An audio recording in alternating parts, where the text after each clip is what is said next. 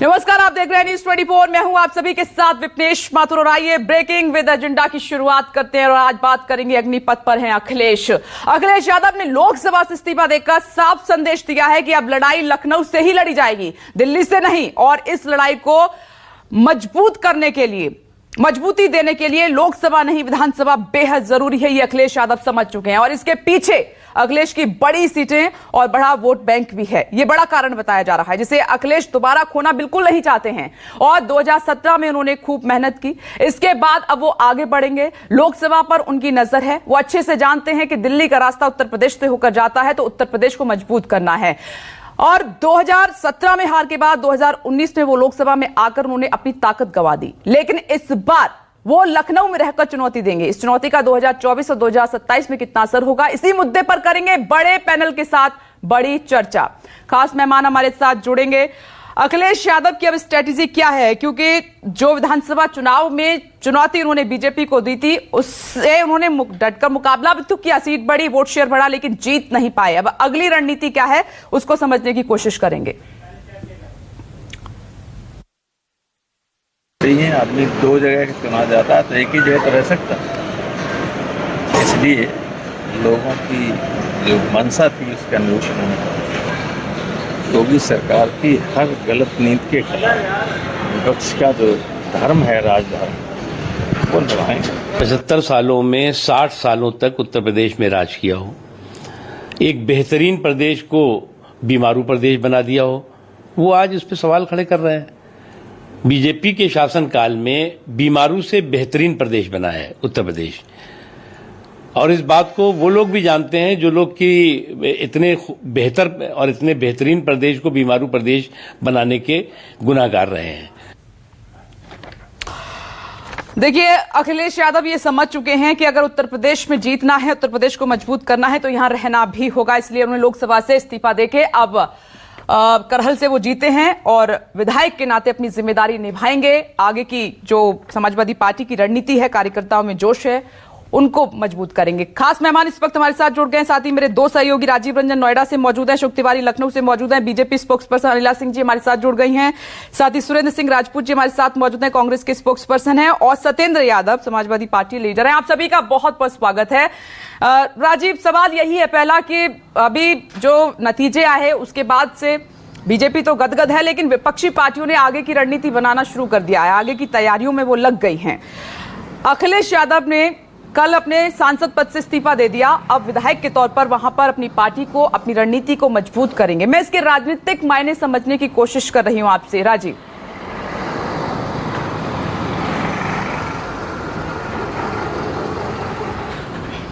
देखिए विपनेश, पहली बात तो यह है कि आजमगढ़ लोकसभा सीट से इस्तीफा देने से पहले अखिलेश यादव आजमगढ़ गए थे और वहां की 10 सीटें समाजवादी पार्टी ने जीती है और 10 विधायकों के साथ उनकी बैठक भी हुई थी, उनके पार्टी के बड़े नेता भी गए थे। इस मामले में जो बातचीत वहां पर हुई, तो जो मुझे पता चला है उसके हिसाब से उनके विधायकों की, उनके नेताओं की मिश्रित राय थी। बहुत लोग ये मानते थे कि चूंकि 2024 लोकसभा का चुनाव है और इसलिए अखिलेश यादव को लोकसभा में होना चाहिए, लेकिन जो लोग ये बात कह रहे थे उसके उलट जिन लोगों ने कहा कि 2000 विधानसभा में रह करके अखिलेश यादव उत्तर प्रदेश में ज़्यादा समय दे सकते हैं।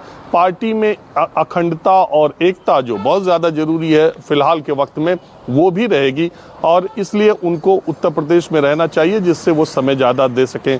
कुछ लोगों का ये भी कहना था कि 543 सदस्यीय लोकसभा में किसी महत्वपूर्ण विषय पर बोलने के लिए समाजवादी पार्टी को 5 मिनट मिलेंगे और अगर अखिलेश यादव नेता विपक्ष बनते हैं तो योगी सरकार पर उनको हमला करने के लिए सदन के भीतर वक्त मिलेगा और मैसेज अच्छा जाएगा।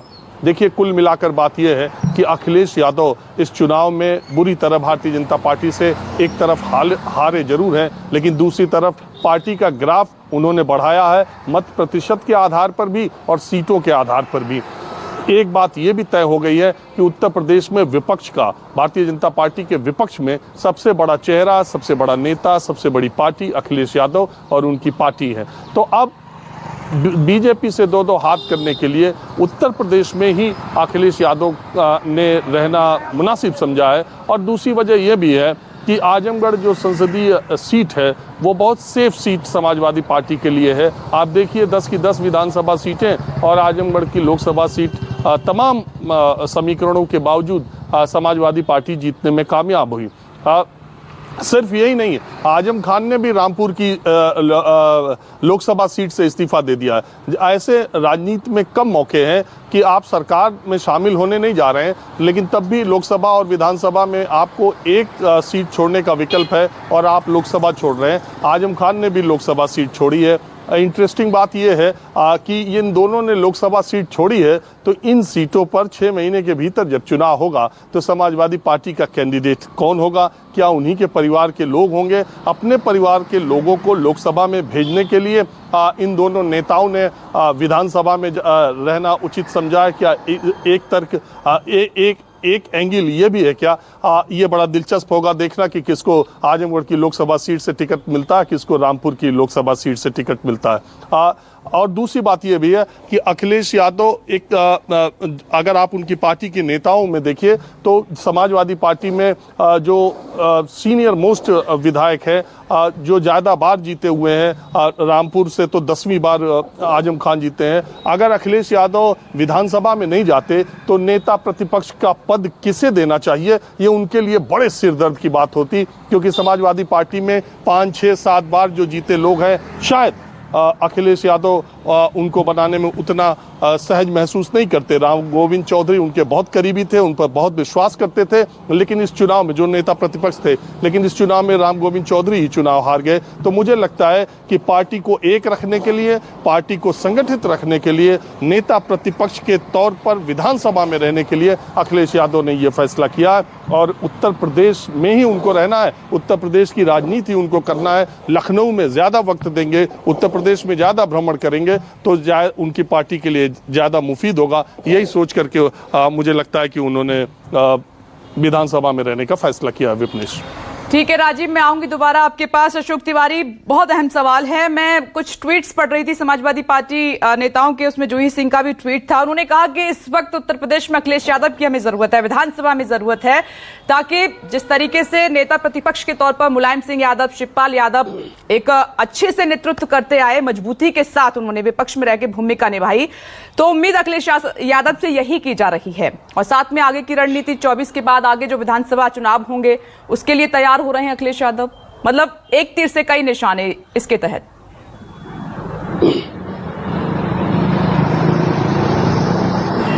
देखिए विपनेश, आपको याद होगा कि जब अखिलेश यादव करहल से विधानसभा का चुनाव जीते थे तो उस वक्त ये कहा जा रहा था कि उत्तर प्रदेश में सरकार चाहे जिसकी बनेगी, लेकिन अखिलेश यादव को दोनों सदनों में से किसी एक सदन की सदस्यता छोड़नी पड़ेगी। और उस समय सबसे ज्यादा चर्चा इस बात की जा रही थी कि अखिलेश यादव लोकसभा में बने रहेंगे और जो मैनपुरी की करहल विधानसभा की सीट है वहां से वो इस्तीफा दे सकते हैं। इस बात की चर्चा बीते कई दिनों से की जा रही थी, लेकिन कल जब अखिलेश यादव ने लोकसभा की सदस्यता से अपना इस्तीफा दिया तो उसके पीछे सबसे बड़ा जो राजनीतिक संदेश देने की कोशिश थी कि वो उत्तर प्रदेश में अपनी सक्रियता को लगातार बनाए रखना चाहते हैं। यानी विधानसभा चुनाव के दौरान जिस तरह का कैंपेन अखिलेश यादव की तरफ से पूरे उत्तर प्रदेश में देखने को मिला है और उसके बाद जिस तरह उन्होंने लोकसभा की सदस्यता से अपना इस्तीफा दिया, तो उसके बाद सबसे बड़ा जो राजनीतिक संदेश देने की कोशिश की गई है वो यही की गई है कि उत्तर प्रदेश में अखिलेश यादव की जो सक्रियता है वो आने वाले दिनों में और बढ़ी हुई हम लोगों को देखने को मिल सकती है। दूसरी बात यह भी है कि अगर आप पिछले 2-3 चुनाव पर नजर डालिए, चाहे 2017 का विधानसभा का चुनाव हो, 2019 का लोकसभा का चुनाव हो, या फिर ये अभी 2022 का विधानसभा का चुनाव जो हम लोगों ने देखा, इसमें अखिलेश यादव की तरफ से सत्ता हासिल करने के लिए तमाम तरह के प्रयोग देखे गए। कांग्रेस के साथ गठबंधन किया गया, बहुजन समाज पार्टी के साथ गठबंधन किया गया जिसकी कोई कल्पना भी नहीं कर सकता था।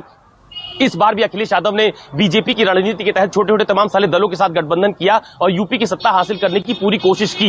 लेकिन जिस तरह के चुनाव परिणाम उत्तर प्रदेश में बीजेपी और उसके गठबंधन के पक्ष में आए, उसके बाद अब अखिलेश यादव और समाजवादी पार्टी के सामने एक बहुत बड़ी चुनौती है कि वो उत्तर प्रदेश में कैसे बीजेपी के सामने सर्वाइव करते हैं। चूंकि लगातार कई चुनाव हारने के बाद न सिर्फ पार्टी के कार्यकर्ताओं का मनोबल गिरता है, बल्कि पार्टी के भीतर भी इस बात का चिंतन शुरू हो जाता है कि आखिर आप पार्टी को कैसे आगे रिवाइव किया जाएगा। यानी कि ये तो कहा जा सकता है कि विपक्ष के तौर पर अखिलेश यादव या उनकी पार्टी बहुत मजबूत स्थिति में दिखाई दे रही है, लेकिन आखिर उसे सत्ता कैसे हासिल होगी, कैसे उसकी सीटों की संख्या में इजाफा होगा। तो मुझे ऐसा लगता है कि इन्हीं तमाम सारी रणनीति के तहत अखिलेश यादव ने अपनी लोकसभा की सदस्यता से इस्तीफा दिया है। और सबसे दिलचस्प विपनेश ये होगा कि जब उत्तर प्रदेश में विधानसभा की कार्रवाई होगी तो कम से कम मुख्यमंत्री योगी आदित्यनाथ के सामने विधानसभा चुनाव के दौरान जो एक ये कोशिश की गई थी कि बीजेपी बनाम समाजवादी पार्टी की चुनावी लड़ाई जो देखी गई, यानी योगी बनाम अखिलेश यादव की जो लड़ाई उत्तर प्रदेश में देखी गई, सदन के भीतर भी कम से कम कुछ इस तरह की तस्वीर देखने को मिलेगी कि एक तरफ सत्ता पक्ष की तरफ मुख्यमंत्री योगी आदित्यनाथ होंगे तो उनके ठीक सामने अखिलेश यादव भी हो सकते हैं। तो एक बड़ा संदेश देने की कोशिश की गई है अपनी पार्टी के वर्कर्स को, पार्टी के संगठन को, कि पार्टी आने वाले दिनों में किस तरह से अपनी पार्टी को रिवाइव करेगी, कैसे वो पार्टी के संगठन को मजबूत करेगी। उसी के लिहाज से फिलहाल इस तरह का बड़ा कदम उठाया गया है। और दूसरी बात यह भी है विपनेश कि जिस तरह से गठबंधन की पॉलिटिक्स उत्तर प्रदेश में देखी गई इस विधानसभा चुनाव में, यानी बड़े दलों के साथ गठबंधन न करके छोटे छोटे दलों के साथ गठबंधन किया गया, पार्टी को निचले स्तर पर मजबूत करने की कोशिश की गई, तो मुझे ऐसा लगता है कि अखिलेश यादव की इजीली अवेलेबिलिटी होगी लखनऊ में, वो पार्टी के कार्यकर्ताओं से मिल पाएंगे। इस बात की बहुत ज्यादा नाराजगी हम लोगों ने समाजवादी पार्टी दफ्तर के बाहर देखी है कि अलग अलग जिलों से आने वाले पार्टी के कार्यकर्ता अखिलेश यादव से मुलाकात नहीं कर पाते थे। ये इस तरह की नाराजगी हम लोगों ने पार्टी दफ्तर के बाहर देखी है, पार्टी के भीतर देखी है। तो मुझे लगता है कि अब जब अखिलेश यादव विधानसभा के सदस्य होंगे, लखनऊ में उनकी उपलब्धता ज्यादा होगी, तो कम से कम वो अपने पार्टी के नेताओं से, कार्यकर्ताओं से मुलाकात कर पाएंगे और आने वाले दिनों में जो भी चुनाव उत्तर प्रदेश में होने जा रहे हैं उसमें उनकी सक्रियता और उनकी भागीदारी और बढ़ चढ़कर देखने को मिलेगी। बिल्कुल आप सही कह रहे हैं अशोक तिवारी, एक समझदार नेता का डिसीजन इसी तरीके का ही होना चाहिए। और कुछ राजनीतिक जो पंडित हैं वो इसको सही भी मान रहे हैं कि अखिलेश यादव ने बहुत अच्छा किया है, क्योंकि अकेले दम पर वोट शेयर भी बढ़ाया है, सीटें भी बढ़ाई हैं।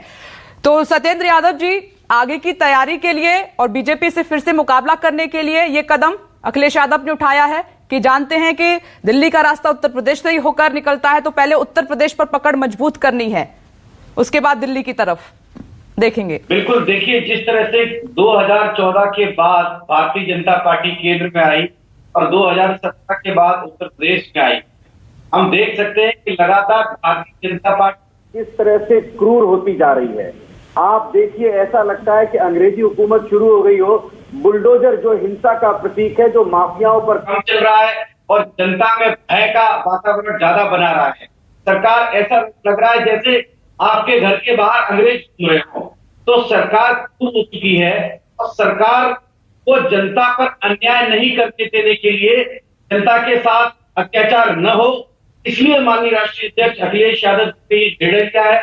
समाजवादी पार्टी के कार्यकर्ता तो इससे उत्साहित हैं ही, लेकिन उत्तर प्रदेश की वह जनता जो भारतीय जनता पार्टी द्वारा छीने गए जनपद से आहत थी भारी संख्या में, वह जनता बहुत खुश है। और उस जनता के अंदर एक अजीबोगरीब उत्साह पैदा हुआ है कि सरकार को नकेल और सरकार को बेलगाम नहीं होने दिया जाएगा, चाहे सड़क पर और चाहे सदन में। हम माननीय अखिलेश यादव के नेतृत्व में इस निर्णय का सब स्वागत कर रहे हैं और सभी इस बात के लिए निश्चिंत हैं कि अब लड़ाई, उत्तर प्रदेश की लड़ाई का हिसाब उत्तर प्रदेश में ही होगा। ये बात भारतीय जनता पार्टी कान खोलकर सुन ले। पूरी पार्टी में जो बेचैनी है इस वक्त, वो देखी जा सकती है कल तक भारतीय जनता पार्टी में। ये बड़ी बड़ी बातें तो करना आसान है, लेकिन उत्तर प्रदेश में जिस तरह से जो झूठ की राजनीति हो रही है, इसको समाप्त करने के लिए समाजवादी पार्टी सड़क पर हमेशा नजर आएगी।